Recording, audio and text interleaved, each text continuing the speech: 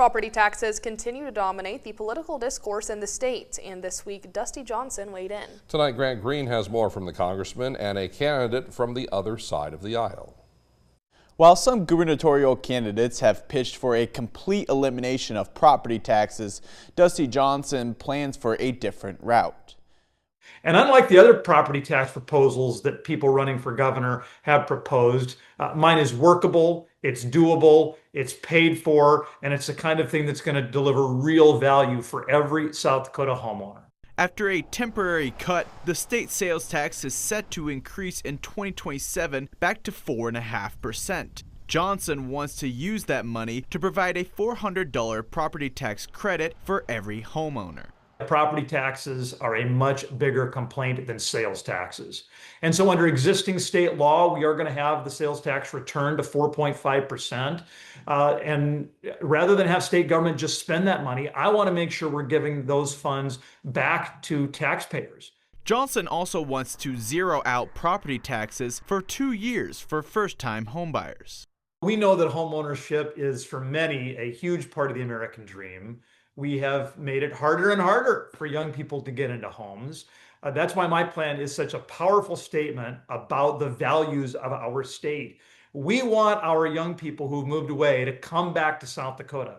20-year-old Democratic candidate Robert Arnold says there is room for discussion regarding helping those on fixed incomes, but property taxes are not the reason homeownership rates are low amongst younger generations. It's more so interest rates and lending power that I have. But so it's not for first-time homebuyers, it's not really about the property taxes. So I think that if anything, that's just a virtue signal. Arnold says the state needs to push towards streamlining permitting to build affordable housing. Right now, affordable housing is just not profitable for the builders. It's much more profitable to build a large single-family house that can sell for a very high price.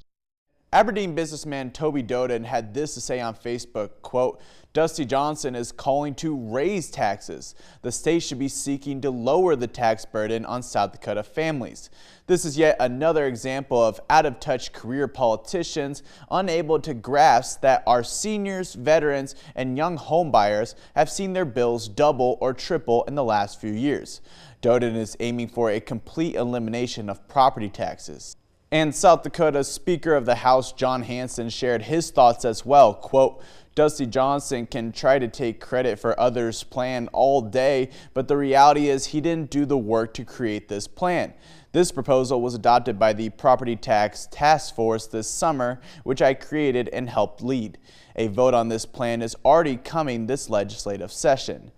Hanson vice-chaired the Comprehensive Task Force and received recommendations for proposals to cut the general fund by 5% and also use money from the Housing and Infrastructure Fund as well as from current reserves to provide property tax credits of $500, a similar move to Johnson's proposal of a $400 credit.